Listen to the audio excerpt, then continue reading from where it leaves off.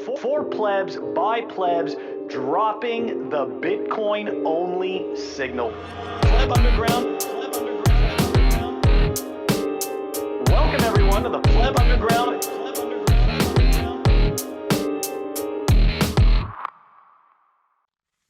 Pleb Underground, episode 75. It's dark in here, but this bar's not a dive. Price still pumping, feeling like a chief. Past the 49ers in the 50s, still brief. Don't spend money for nothing, can't be in dire straits. Build something real, but recorded like the greats. Only hits, never misses. Stacking bits, forever kisses. Never lacking fits. Represent rizzes. Pitch they hits, they present bizzes. Bring it together, flow, be great. Consolidate with a low fee rate. She ain't no second best, but you don't know what her name is. Each one quite fond, rest, look good in leggings and trainers.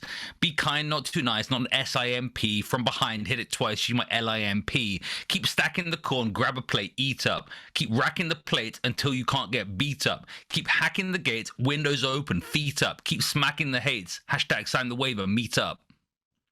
A6 from Kaboom, they shot the mines, never shot a gun, but I pop the nines. Forever not a ton, won't drop the tens, not talking 2.5s, any guap in the lens. Off to Madeira soon, I just fly me, slip past the corporates, each one slimy. I write each one, each of these forever buy me. Immune to your influence, you can never buy me. Activate upgrades, we want a vault, but consider incentives, don't want to fault. Self-responsibility, culpa mea. Shitcoin sidechains like Citrea, it's enabled by BitVM, insert ZK rollup. Ossification gang, hashtag fix the filters. Hold up, hard money like hard water, there's some pollution. Add white wine vinegar, that's descaling solution. Absolutely awesome way to end that. That was a sick rhyme, Walton. Way to go. Guys, we are back, Pleb Underground, and joining us today, we have a fellow Bitcoiner that was actually a surprise guest in one of our spaces once upon a time, and he introduced something very interesting to us about Bitcoin, and we are going to dive right into it. That's right, guys. We've got Yuri joining us. Yuri, thank you very much for joining us on Pleb Underground. Thank you for having me, Phil and Walton. It's an honor. And yes, let us dive into it. Sweet. You said it, man. All right. We are moving on over to the numbers. The numbers brought to us by Time Chain Stats and Time Chain Calendar. What do they look like this week, Phil? At the time of this recording, the block height is...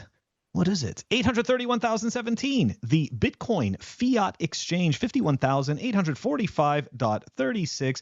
Total public lightning capacity. It's interesting, as the fiat exchange has gone up, the public lightning capacity has gone down. 4,710.BTC. Maybe some people are getting to close some of their channels. Who knows? Because the fee rate's a little bit down. Anyways, Moscow time. Look at us below 2K, 1928. Ugh.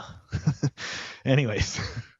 All right, so fastest fee, we've got 14 sats per V by days to the halving. Look at that. What is that? Approximately 62 days. Pretty cool. Pretty cool. Yeah, man. Yeah. So right now, Phil, I don't know how it's only 1928 in Moscow, because it's 1820 here in the UK, and I'm pretty sure they're more than an hour ahead. But yeah, with under 9,000 blocks to the halving, estimated to be on 420. Price is pumping, and what was that? What was that? Like, what was the fee rate for moving transactions, Phil? Oh, damn! I closed it already. That one. I closed it already. My bad. Sorry. Like fees have been down. I think you're right. I might have closed one or two lightning channels and put some stuff more in cold storage. I think maybe there's a few people doing that. I don't know. I'm certainly not responsible for the big change there at all. But yeah, it's notable, like that as the price goes up, the dollar value on the Lightning network may still go up, even if the amount of Bitcoin goes down. 18 sats per byte, approximately. 18 sats per byte. I put a consolidation in like midweek at like 13 and got that through. So yeah, like I don't know. I don't know. I like the numbers this week. The numbers. Yeah, they're good. They're good. Hey Yuri, do you use Lightning? Did you have any channels up? What? Let us talk to us about what you're doing. What do you think? Yes, I use Phoenix, but right. Have you set up multiple Lightning channels or anything like that? No, not yet. Not yet, no. I used to have a lot of channels up and running, and I had one up and running most recently for like maybe 3 or 4 months, and then I closed it. I don't know. It was at one point I had 36 Lightning channels up and running, and it was yeah.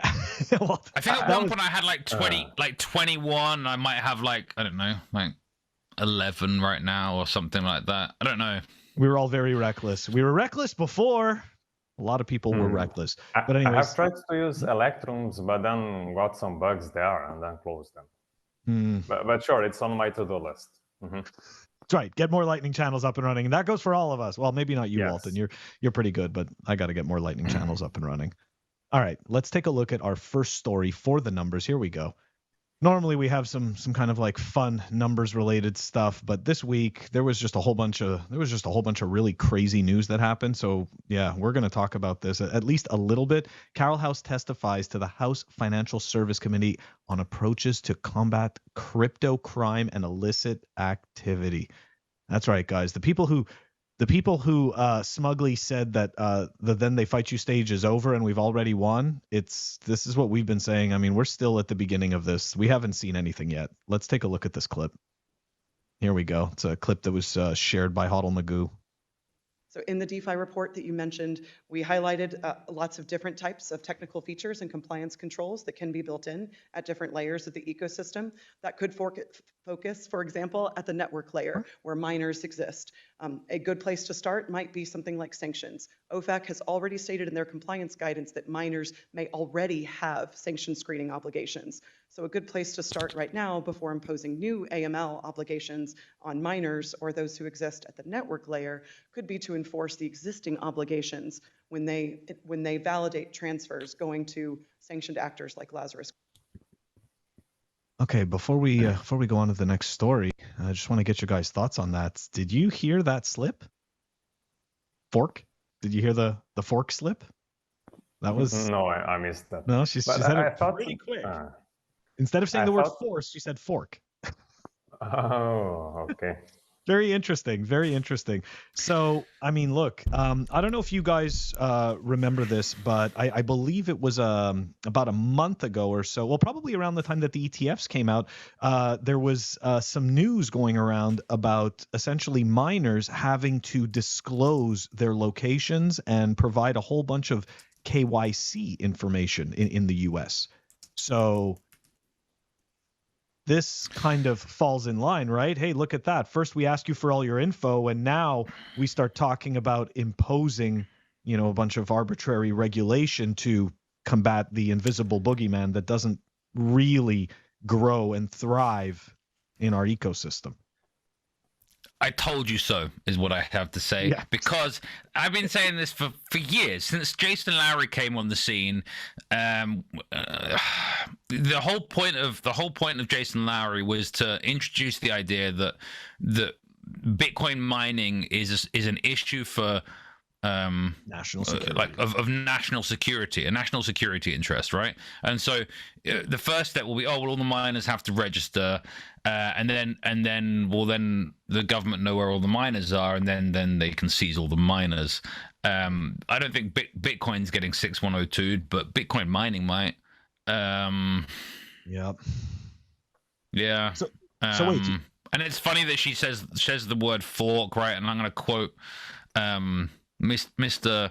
Jihan Wu, who famously said to King Pleb, Mr. Hodl, "What's up, Steve? Fork your mother if you want to fork." So the idea Yuri, what are would your be- thoughts on this?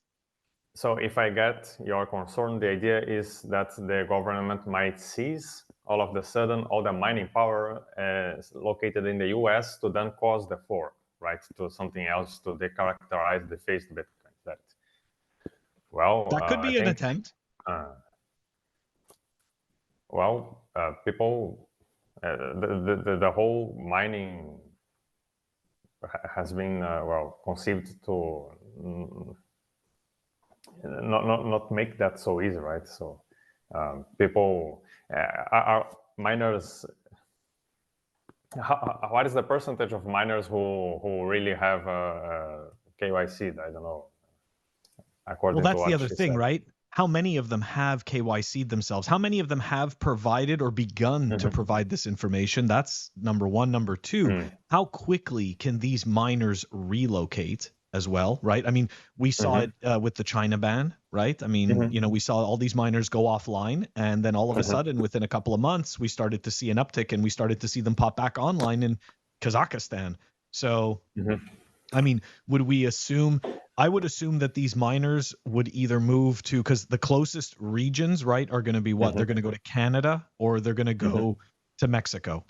I think they'd have a better chance with laws, and I could be wrong, but I'm just thinking about how Canada is. I think they'd have a better chance with laws in Mexico than they would in Canada.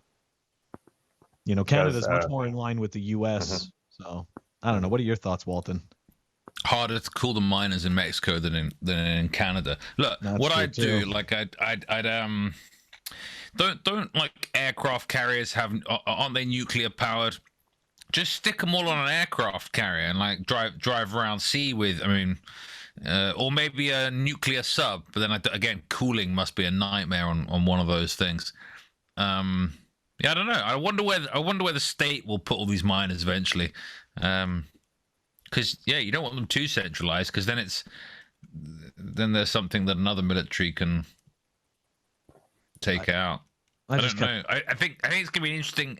I do think there will be like kinetic warfare to destroy mines in the next 10 years.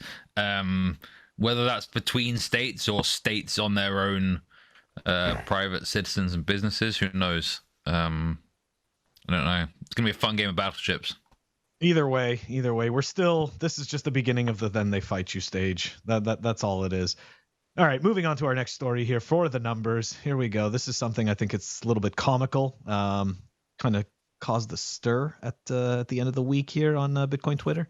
Again, nothing to do with numbers, but very funny and entertaining. So here we go. Breaking. Elizabeth Warren signs a certificate to honor Bitcoin creator Satoshi Nakamoto with a ceremonial flag flying. Americans are forever grateful. Now, so look, there was a lot of look at this. We've got the we've got the readers adding context. So anyone can purchase a flag that has flown over the U.S. Capitol. U.S. Representative Jim Cooper said his website, like those of other members of Congress, has a link to the flag program. So guys, it's totally debunked, right?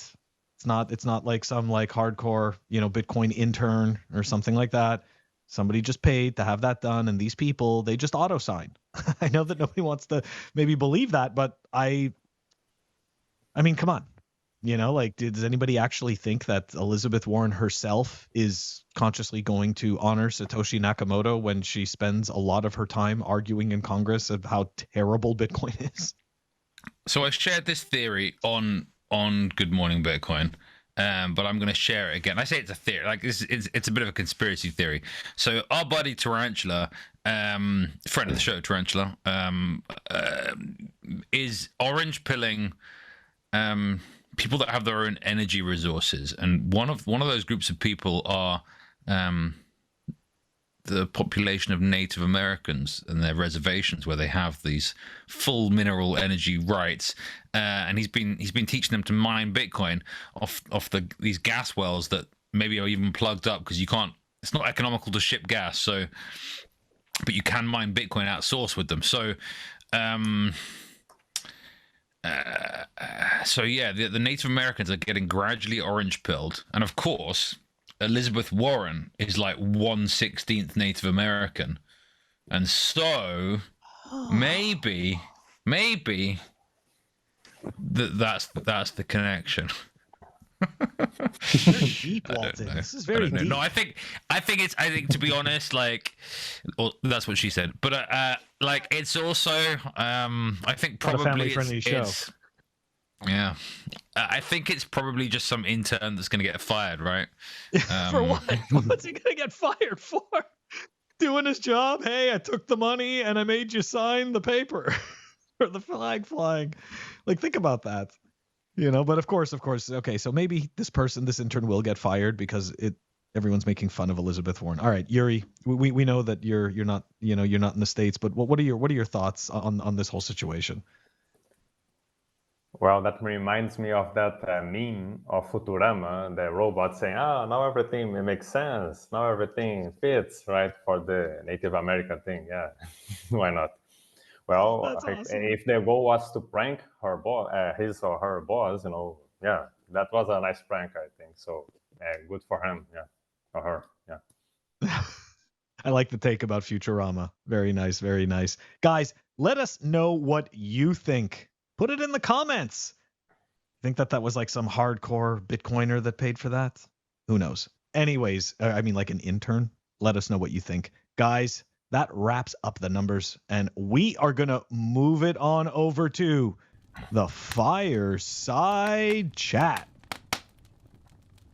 The Fireside Chat is brought to you by BTC Pins. They've got awesome pins made by a fellow Bitcoiner. Check out my pin collection. Yes, that's right. Absolutely awesome pins. You get 5% off when you use the code PlebUnderground at btcpins.com. Welcome back, everyone. We are diving into the Fireside Chat with our special guest, Yuri. And just to give some people some context, we essentially did a live spaces episode that we called the Great Scaling Debate, which we will link to in this episode and at the end of this episode in case you guys want to go back and listen to it.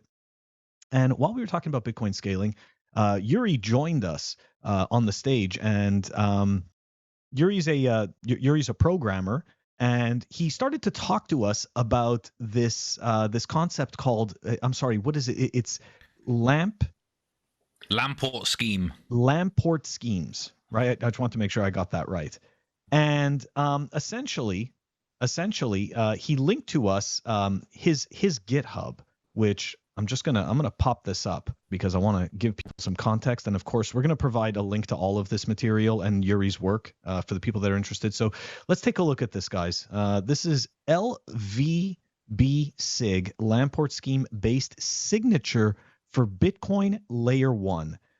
We propose a hybrid key signature scheme consisting of a conventional signing scheme with irrefutable signature and Lamport scheme. The benefit of it is a significant reduction of on-chain footprint as well as will be demonstrated below. Okay, so most of our listeners. I like that it says LVB, Phil, because I got slightly concerned that we got the wrong Yuri here, because somehow in his name it says Yuri SV. I'm like, wait, which Yuri have we got here today? Oh no, Don't okay, worry. different one. We're good. We're good. We didn't bring any that a Legos. lot. Does not stand for Satoshi Vision. No, it's my initials. Yes. Don't worry about it. We brought no Legos. There's no ninjutsu here today. We're talking about Bitcoin. Yuri, can you just start us off by telling us what is an unsigned integer? Unsigned?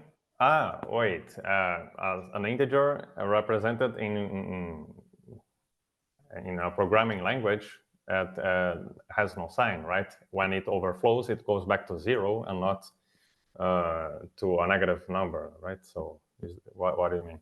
To know if I am a programmer, That's right? perfect. That's how we've proven that you're not part of the SV clan, because those guys don't know what unsigned integers are. So thank you for passing the little test there. Okay. Sir, please can you tell us about your scheme? Are you here to save Bitcoin? Are we gonna scale it perfectly? How does it all work? Okay, so a little bit of my background, if you will. I am a mathematician by training, and then got a master's degree in computer science. I authored a public key crypto system based on the knapsack problem. It's a variant of the classic foundational public key encryption scheme all the way on from the 70s, from the dawn of the technology, right? A Merkle-Hammond crypto system. And I have also recently authored another crypto system with signature scheme and encryption scheme. This last one based on the hardness of factorization of polynomials in finite fields. This is, of course, very dense and mathematically complex. Anyway, I will provide you guys the references to all that. But anyway, back to LSVbig and my proposition for Bitcoin. Well, so Lamport scheme is you take a binary blob, and then you hash it iteratively. And then you present the last component of this hash chain. And every time you want to refresh it, you start presenting the previous iteration of that. You can also look it up on Lamport scheme. I'll give you the reference too, sure. So when you talk about a signature scheme, as well as any crypto system, there are two properties you aim at that are, of course, conflicting, and you have to somehow accommodate them. So what you want to be done has to be done easily, computationally speaking, and what you want not to be done, not to happen, has to be computationally unfeasible. So the first thing you call completeness. So for a signature scheme to be complete, the valid issuing, legit issuing of a signature has to be easy, of course. And the verification of a legit signature has to be easy too. At the same time, the forging of a signature has to be unfeasible, computationally unfeasible, right? So those two things have to happen at the same time, right? Mm-hmm. So how, any questions now? No, I'm learning. Okay. I'm listening and learning. Cool. So the classical example is when you have in RSA, right? You have a crypto system based on the hardness of factorization of numbers. So multiplying is easy, whereas factorizing the product of two primes is very hard. Right. So, for example, you can find, two. If you know two numbers, you can multiply them together. But like finding some large number that is co-prime, right? That only has two prime factors that each might be quite big numbers is very difficult to find. Roughly speaking, in RSA, you have that. The private key consists of two large primes, and multiplying is very easy. This is for a fact. Now, doing the reverse is hard. So what you make is you take the easy way and make it consist of the transition between private key to public key. So your public key is the thing that is easy to get, and the private key is the thing that is hard to get. So again, also in a crypto system, it has to be true that starting from your private key and then getting a correspondent public key has to be easy. So completeness always also means that to go from a private key to a public key has to be easy. And also for the soundness, it has to be the case that to come from a public key and then revert back to the private key has to be unfeasible. So those other two properties of completeness and soundness also have to be in place for your crypto system to make sense, right?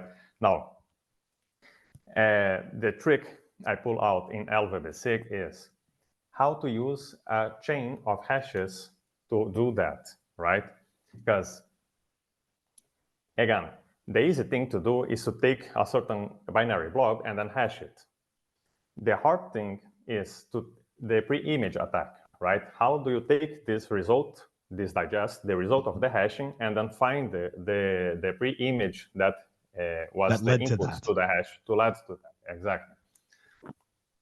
Okay, but then the trick is how to use this for assigning, right? Because for assigning, again, okay, you take that.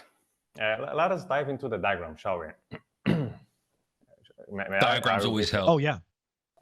So here in that diagram for the crypto system, you have that.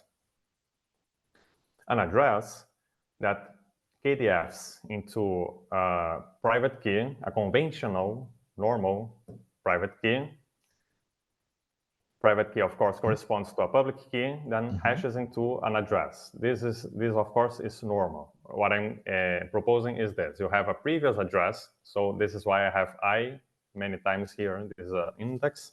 And then here I have I-1, right? Yeah. So this would be a pre-image to that. And the premise is that we can have this happen a few times over. The point is, I will use this guy here. This pre-image. Quick question: are you saying you can work out the private key from a Bitcoin address? Yes. The point is, as long as I have enough entropy, right, enough quantity of random and secret bits, okay. Now the point is, this guy here will be secret for the moment when this address, this other address, is under use, okay. And I will reveal this as a way of signing. The trick is, if I reveal, how can I make sure that other people cannot use this then revealed address to sign other things, right? The soundness, right? Because again, it is complete insofar as when I reveal it, everybody can check that the signature is correct.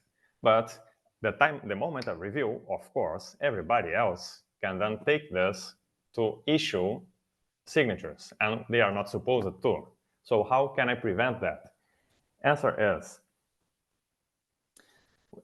we use the property of the blockchain that you can never change it. You can never unbury blocks that are a few blocks deep in the blockchain, and make it so that in order to use this, you would have to unbury a few blocks to do that, okay? So what is the idea here? So you use that pre-image to hash that together with a transaction.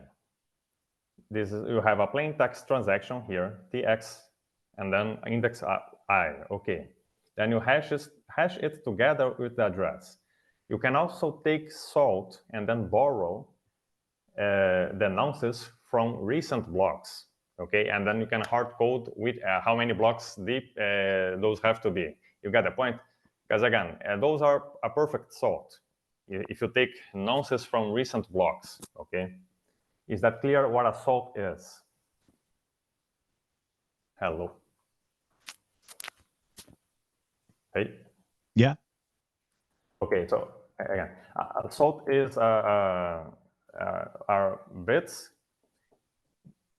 that don't need to be secret. They only need to be unknown by a rainbow table attacker by the time they were building the rainbow table. And by definition, nonces from recent blocks, they could not be known until the blocks were mined, because otherwise, whoever knew them could take the free lunch, right? They could use them to effortlessly mine create the signatures. blocks, right? Huh? I said, and create signatures. No. I mean, No. those I'm claiming that the perfect way to do this salting is to take those bytes from nonces from recent blocks. Oh, okay. Sorry, I missed the I missed the piece. I apologize. No problem. So is that clear? So again, by definition, it's clear that nobody could know those nonces, because if anybody knew, they could effortlessly mine the respective blocks. So again, you take those as salt, and this is to strengthen that hashing against rainbow table. Okay. Good. Okay. Now, what do you get from this? You call this LSVbig, right? The signature of that plaintext transaction is the hashing of that transaction plus a salt, okay, with this pre-image that you use as a signing key. Lamport signatures are also work by partially revealing private keys. The point is that the price you pay for this strength and convenience is it's a one-time only usage key in Lamport scheme. And Lamport signature, is the first proposed hash-based signature scheme. Okay, so the most basic type is Lamport signature, and then you sign by revealing part of your private key, the part that matters, right, for the signature. And then you revoke that key and stop using it because you could not use it anymore, right? Anyway, so here you have it. And then you, now, what is the problem with that? You cannot, it's, you know, this by itself is not yet cannot be authenticated. Because in order to authenticate that, you have to reveal that so that anybody else can then redo the hashing and see the signature makes sense, right? But the problem is, if you reveal, the moment you reveal that, anybody else could then change the transaction and redo some other signature and then sign something else. You see the point? Now, how do I square that circle? You see? And the answer is this. You sign a commitment with a conventional key. Okay?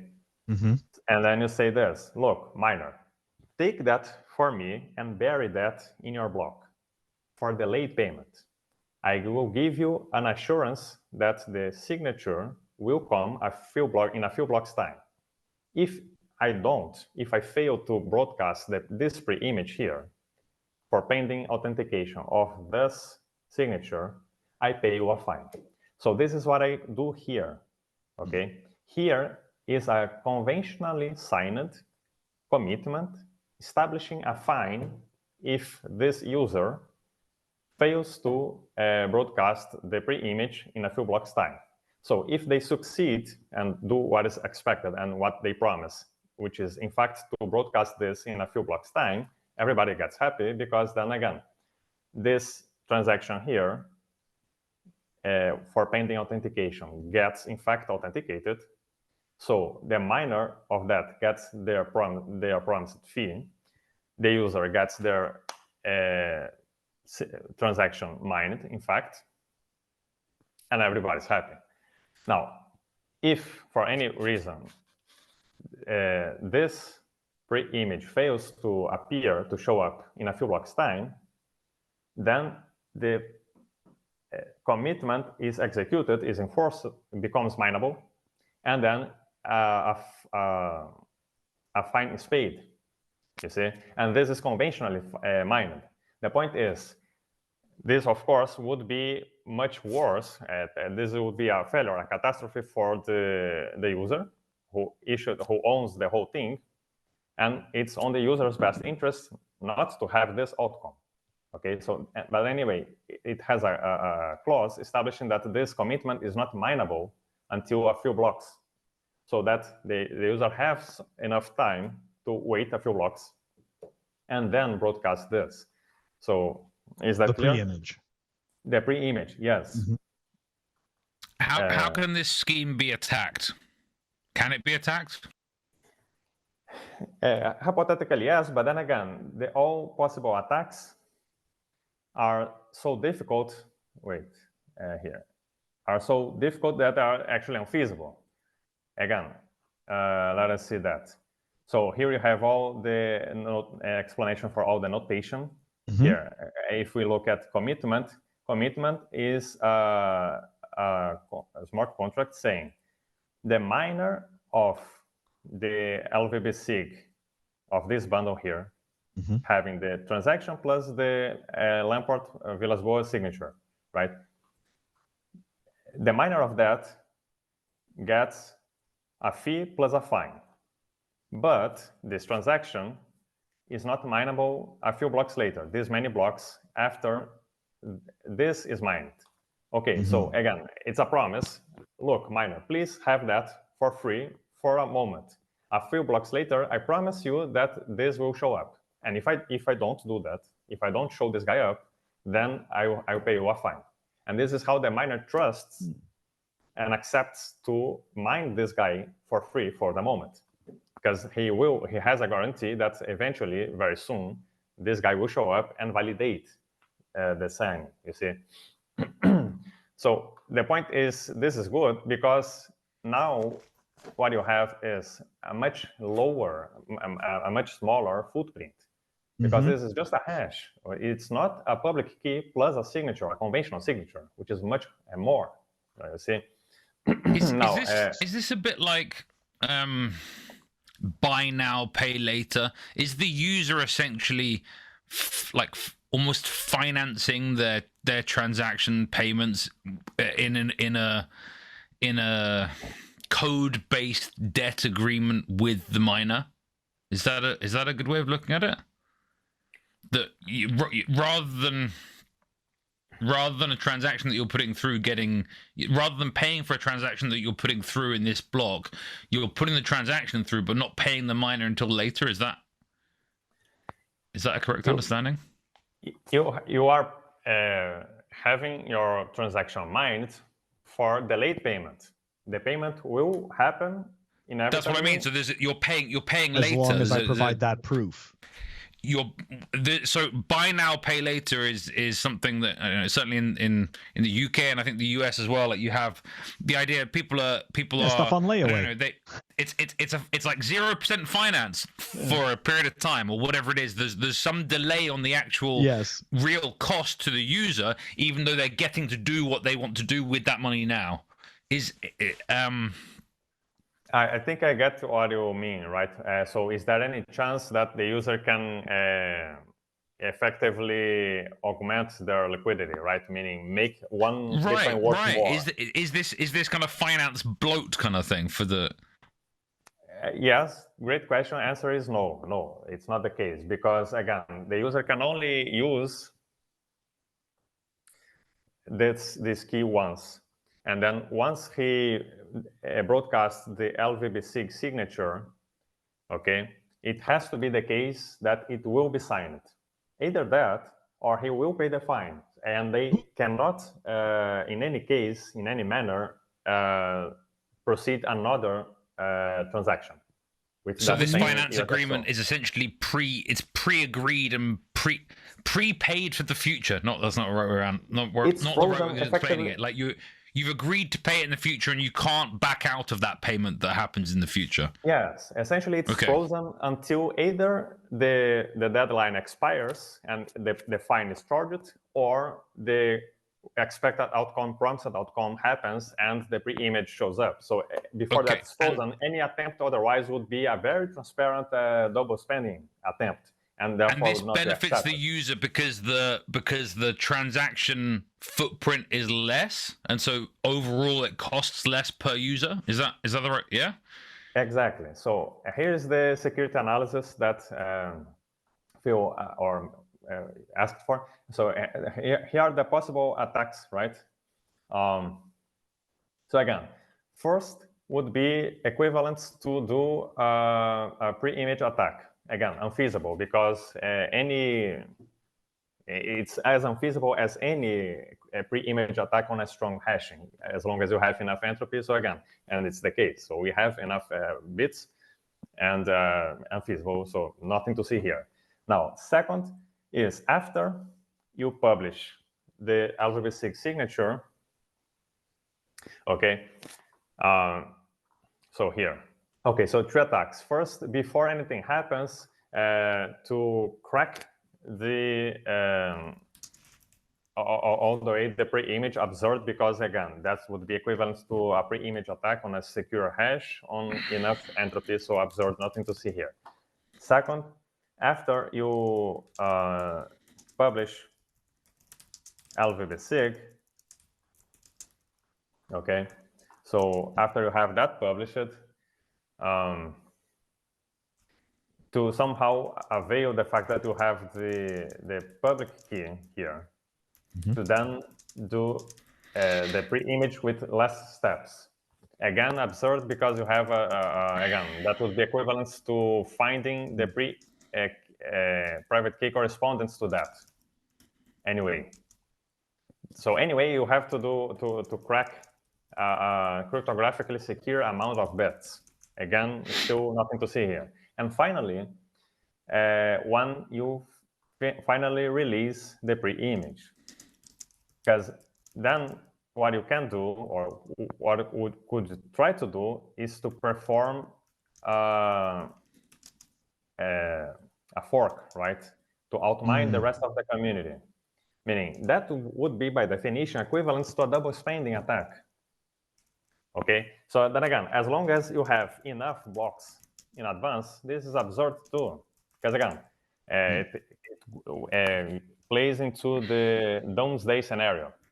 It's as hard as performing a double spend attack. And again, if you fear that a double spend attack might be possible, so you should not be using Bitcoin in the first place, right? So doomsday argument. By definition, we don't. We rule out this possibility. So because we don't assume, a double spending attack is possible, meaning to roll back a few blocks in Bitcoin is possible, then this too is impossible. So again, by the time you have broadcasted this guy and then this guy is mined, there's nothing else to worry about. Okay, because then by the time you broadcast this eventually gets mined, and then this transaction here gets authenticated, right? It was pending until this free image was released. Okay, yes. So this is how the things go. Okay. So to the for the average user though, essentially, let's say this Lamport scheme gets implemented, right? Essentially, like, what benefits would they see? Would they see lower transaction costs? Does it also mean that I don't know, somehow when they download that, does it mean like a smaller footprint for the blockchain as well? Like, what does it mean to the end user in terms of, right, like, essentially there's like the retail user and then there's the person who runs their own node. Like, do these people notice any of the benefits from the Lamport scheme? Great. So again, the benefit is a much lower footprint. A typical vanilla transaction is approximately 130 and something bytes long. Okay. The signature plus public key alone. Now, if you take this Lamport scheme and then you send the address, you send the change of the transaction to the very address that you are using, right? You also economize on the change address. There is also that. But anyway, it's only one hash, okay? And then again, if you take an address that is 20 bytes long, it's much less. You see, it's 20 against 130 or something. So it's a dramatic reduction. And then again, you can, of course, choose to send the change address to somewhere else for privacy, because there's that, sure. But even then, it's a dramatic reduction. The price you pay for it is you have to wait a few more blocks. Because then again, what is the soundness of this crypto system? The soundness before you have the key signed resides in the pre-image resistance of hashing, right? So it's the signing of the soundness of the key itself. And after you broadcast, the soundness becomes the hardness of doing a double spending attack to fork to the blockchain. Then again, it means that the price you pay for this dramatic footprint reduction is to have your transaction take a few blocks to complete, to be validated, to be. So the price you pay is a little bit more patience, but so that's good, because you know what, Bitcoiners are low time preference anyways. So I think that, I think that the possible trade-offs, if of course, if the benefits are worth it, right, to the user, then why not? So, Yuri, we are going to put links to your GitHub in the show notes, right? So people can go and check out the project. If people want to get in touch with you about the project, what is the best way to do that? Well, that is Twitter, or now called X, right? And it's Twitter. Twitter, and it's always be Twitter, right? X, come on, right? And yes. And you can email me to Yuri SVB at PM right? Then again, for the peace of mind of everybody watching, SVB does not stand for Satoshi Vision Bitcoin. It's my initials, my names, right? I was born with them. We're gonna add that. We're gonna add that to the show notes, Yuri. We really appreciate you explaining this stuff. I mean, it is definitely for a lot of us, myself included, definitely over, at least over my head. But with Walton's help in dumbing it down, it made it so that I think everybody can get a really good grasp on what it is that you're doing, and we really appreciate that. Thank you very much. Thank you guys for having me. No, we're not done yet. That was just the fireside chat. Now we're gonna move it. Yeah, absolutely, man. You got 2 more segments with us. We're gonna move it on over to REKT.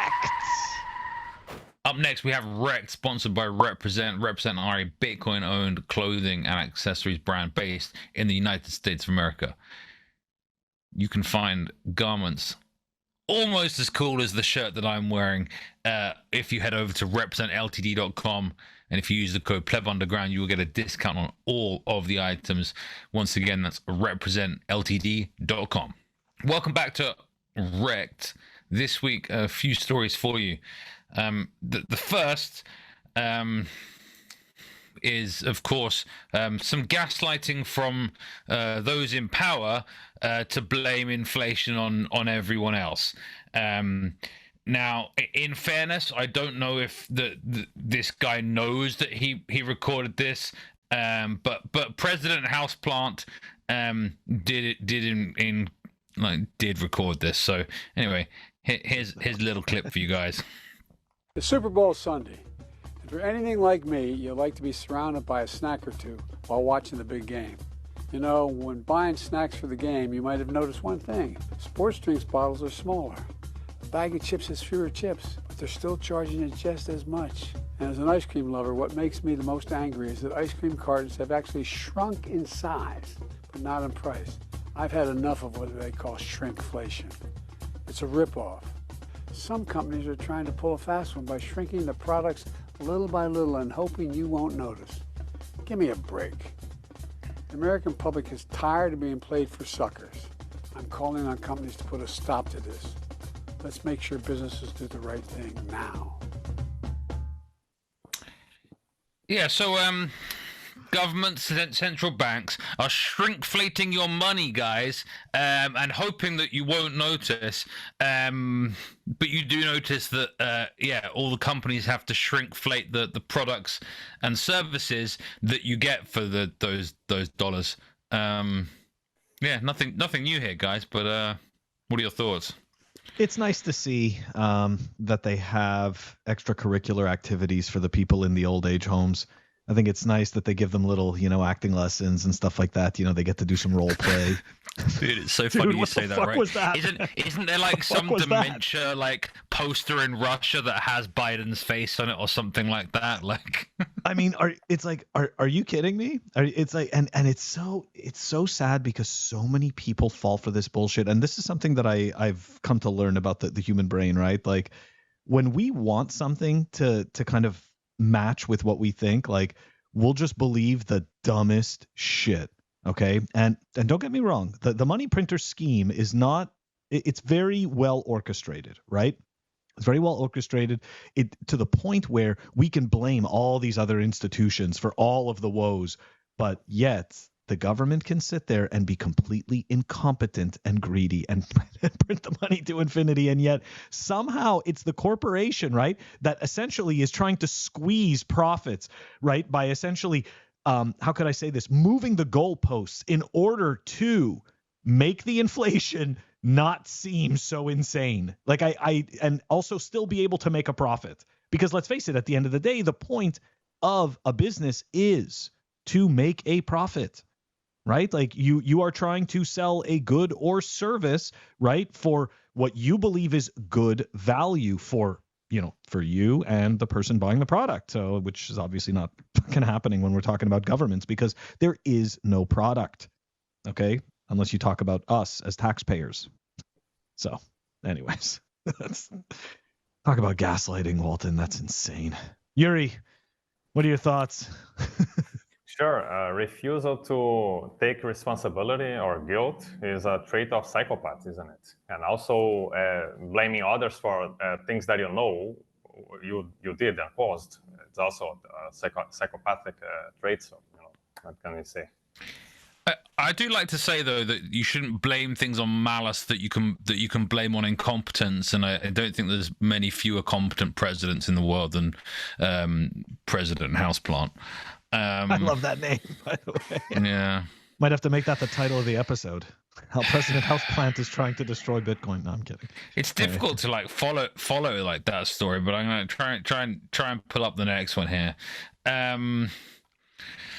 Yeah, let's try and go like increasing REKT this week. Okay, so Biden slightly REKT because he's trying to lie and it's really obvious. Next most REKT, the shitcoiner that was the first to block me on Bitcoin Twitter. She's really gross. Like she's really gross. So hold on a second. Leah Heilpern, who 3 weeks ago, before the price pumped, bought some Rolex by the looks of that little logo down there, and her brother, who I'm pretty sure she seems to have like a weirdly sexual relationship with. Yeah, it's really weird. Like really weird. Like really weird. Said that he sold all his crypto and Bitcoin might get to 48K. I'm pretty sure we hit 52 a couple of days ago, guys, and we're still above 51.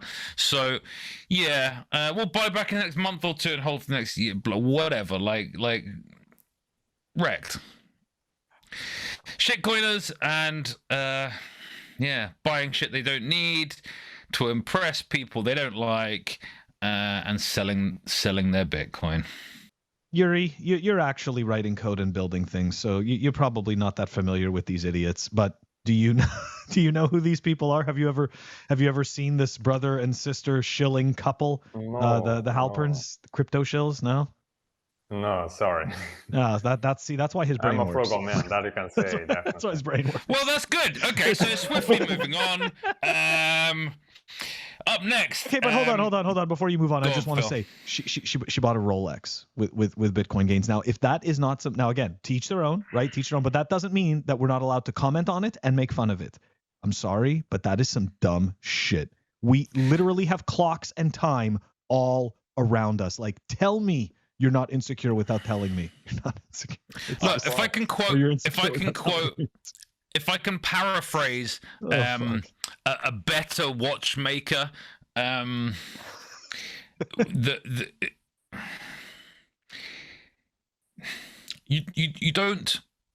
never own Bitcoin, you merely look after it for the next generation. You only do what, you say?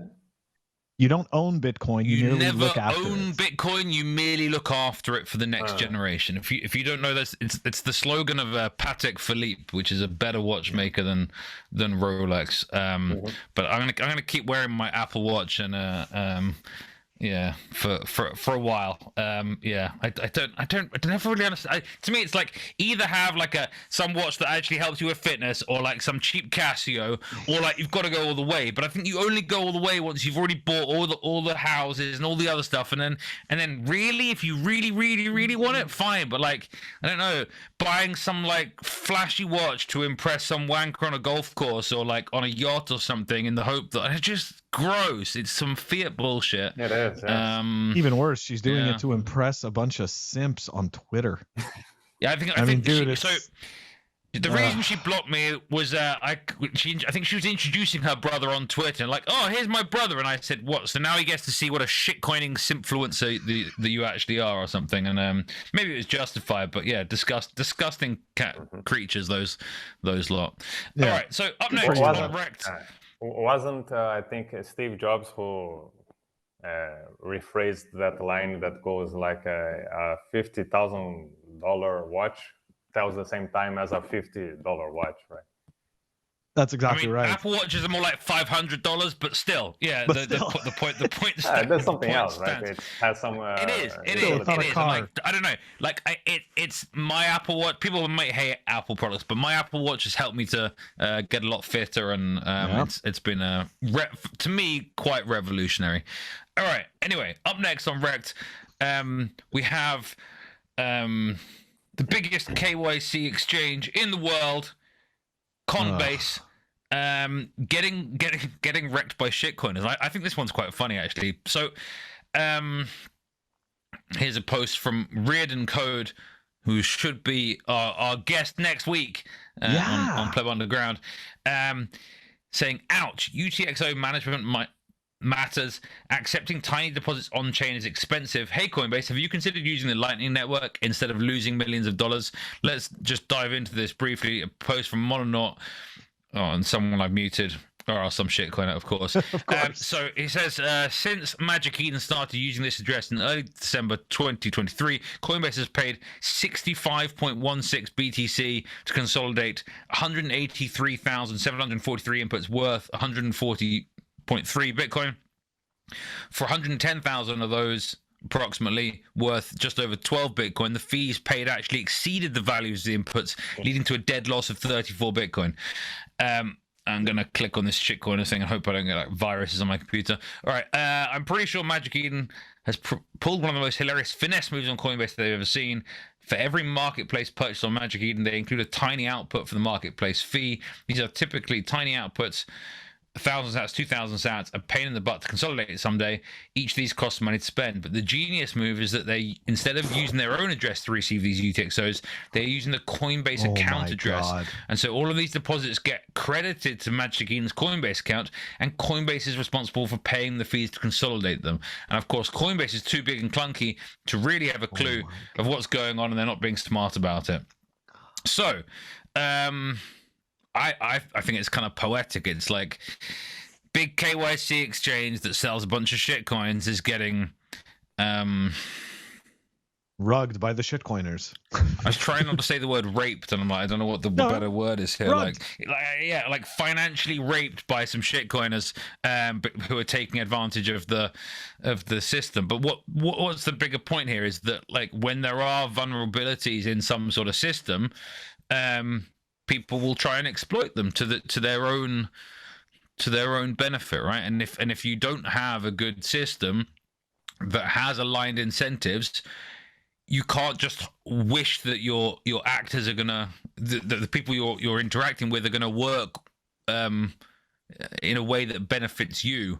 Bitcoin is of course a system where incentives do align, and shitcoins where they don't.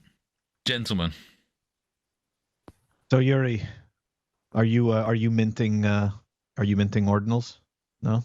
No. What are your thoughts on what are your thoughts on this with Coinbase? Does it sound like they should have implemented Lightning? It definitely sounds at the very least like they should have been doing some UTXO management. Yes, definitely, and avoid the exploit for that we saw. Sure. But definitely, Lightning would be a good call for them. Yes. You know, Brian Armstrong, I believe 2 years ago, it could have, I mean, Bitcoin time screws me up, but it almost seems like it was about 2 years ago that he said they were going to look into enabling Lightning, and that has never come about. But to Walton's point, I think that this is totally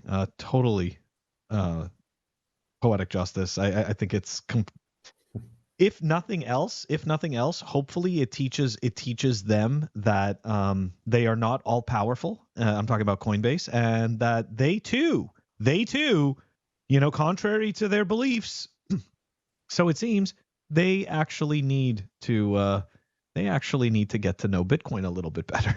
So it's just kind of funny though that this happened with ordinals though, I don't know. I think that this is like, look, Bitcoin, its ecosystem isn't really designed for grifting. And again, I'm not saying it's not designed for greed. It's totally greed incentivized. But this, I mean, look at what just happened, right? These grifters just kind of created a very interesting type of attack where they got to pick up all the fees. and let Coinbase pay the tab. So it's, I don't know. It's pretty clever, I gotta say. Okay, I don't mean to so take there their is side one on it, but it's funny. I know it's poetic. It's poetic. There is one final story for the week, and I feel like I decided to end with this one because it's the one I'm kind of the most pleased about. Can you guess what it is? I'm hoping it has to do with our favorite Lego maniac. So here's some tweets from Artie Fanbelt, Arthur Van Nice. Pelt. Yeah, of course. We're looking into Yuri SV. I mean, Bitcoin SV's creator, Craig. Oh dear.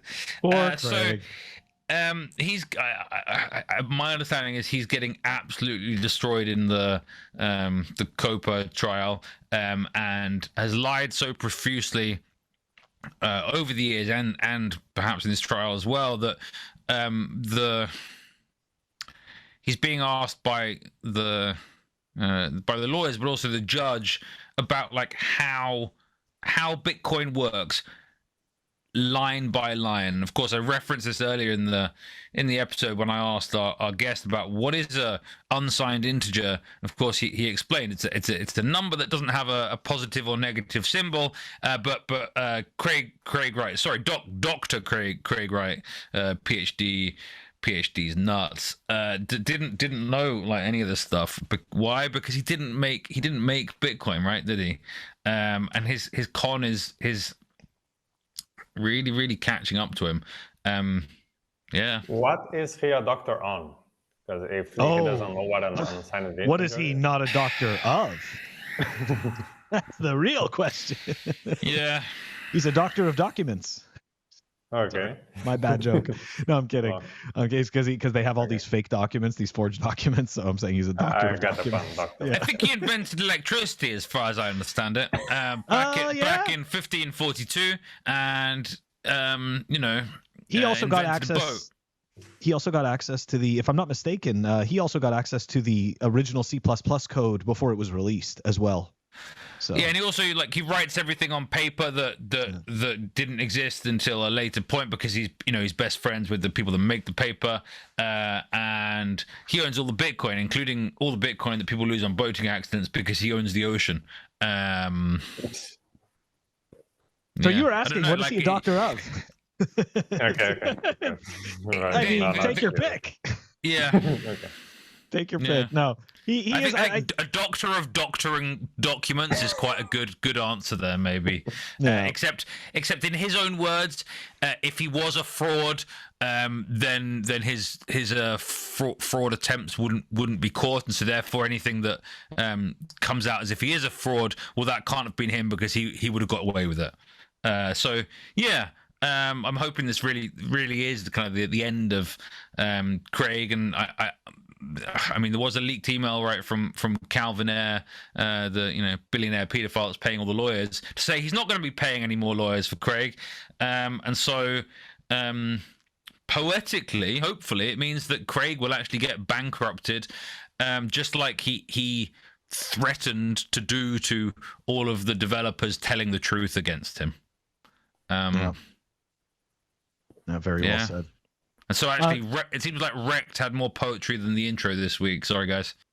That's okay. That's okay, dude. It was an awesome. Hey, look, awesome intro rhyme, awesome REKT segment, and yeah, that's right, guys. That wraps up REKT, and we're gonna move it on over to the Hopium. The Hopium. The Hopium is brought to you by CypherSafe. Check them out at CypherSafe.io, making amazing products for Bitcoiners, such as the Cypher Grid. You've got to store your seed, and it's got to be safe. Comes with this awesome little punch tool. Check it out at CypherSafe.io. Also from CypherSafe, check out the Bitcoin Rouleau Triangle. That's right, guys. 16 ounces of solid titanium, a beautifully carved Bitcoin logo that is in the Bitcoin Rouleau Triangle at CypherSafe.io. All right, so here we go. We've got this tweet from, I guess that's Ghost of Greek Hodl. Everybody's changing all of their names to this weird nonsensical lettering, and this makes it so much more fun reading the names. Anyways, so ladies and gentlemen, I present you the new BSV cult narrative. Walton, I know you covered some BSV cult narrative stuff in the in REKT, but this is some new shit, and I do think it's Hopium because it is absolutely hilarious. Here we go.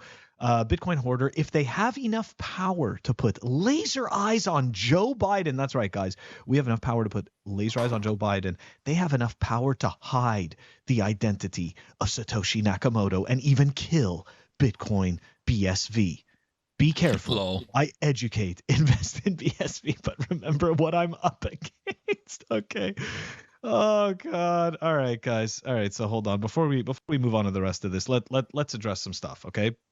First of all, the Biden laser eyes meme has to do with Dark Brandon. Okay. It's the Dark Brandon meme. This was Joe Biden's staffers. Okay. That thought that this would be like a really great and effective meme, which to a certain extent, here we are discussing it because of, the BSV shitcoiners, but nonetheless, it obviously somewhat worked. Now, I've been learning a lot about the BSV conspiracy since this trial started. And a lot of the people there seem to believe that how could I say this? That like somehow the US government is totally tied up in Bitcoin and MasterCard and Jack Dorsey and all of these companies like Visa, they're all ganging up to stop the real Bitcoin. Like, okay, that is completely insane bullshit. Okay, number one. Number two, okay, Craig is the aggressor, and this is what you guys, for whatever reason, you've chosen to omit history and pretend that it doesn't exist. And the last point I want to make on this particular story, it actually has to do with, I read this week that supposedly, and this was the funniest thing I read because I was actually there during and at the beginning of the Lightning Trust chain. BSVers have claimed that the Lightning Trust chain was a defamation act led by Jack Dorsey. This is that's the funniest shit. Of course, to defame BSV. Jack Dorsey received a Lightning payment and then sent a Lightning payment. Literally, that's all he did. And the only reason anybody mentioned him is because he is somewhat of a financial celebrity, so to speak. It's really what it is. Like this, I feel so bad for the people that bought into this BSV narrative. They are completely fucking lost. Anyways, your comments before we move on. Yeah, two things. So you know how, like in some religions, saying the name of God can be, is taking the Lord's name in vain. You're not meant to like use speech. I think maybe if you're using Bitcoin and you're not a BSVer, maybe then you're taking you're blaspheming against Craig, and so it is what was the word he used? Defamation, right? You're defaming him because you're using Bitcoin without giving praise to Craig. So that's the first thing. The second thing is, how Yellow, I feel like Yellow says the word Greg and Craig exactly the same. It's like somewhere in between the two. And so all I have to say is, fuck you, Craig. All right, Yuri, I don't know how much you follow the BSV noise. I've actually started to tune in to the trial. So let me know, what are your thoughts on this? Well, what can I say? I don't follow much, right? What can I say is, by definition, Bitcoin is the one chain having the most proof of work, period. So I don't really care about the others. Yes. Exactly. So, Totally agreed. Okay, moving on from that. Yeah, that's right. The reason why I think it's Hopium is because I think these people are totally freaking lost and they're coping. So I think it's funny. All right, and here we go. This is really, to me, the big piece of Hopium, guys. Don't let them fool you. Okay, don't let them fool you into thinking it's the banks that own all of the Bitcoin. Okay, like remember, the echo chamber and the noise that institutions make can seem much bigger than their footprint. It's a great tweet provided by Alex Leishman, who we've had on the show. and it's by River, and it's the Bitcoin ownership distribution. Take a look at that, guys. Now, I'm pretty sure you can guess what I think is super important, right? It's right here. It's right here. That's right, guys. 81.7 to 130 million individuals, right? Like, take a look at that.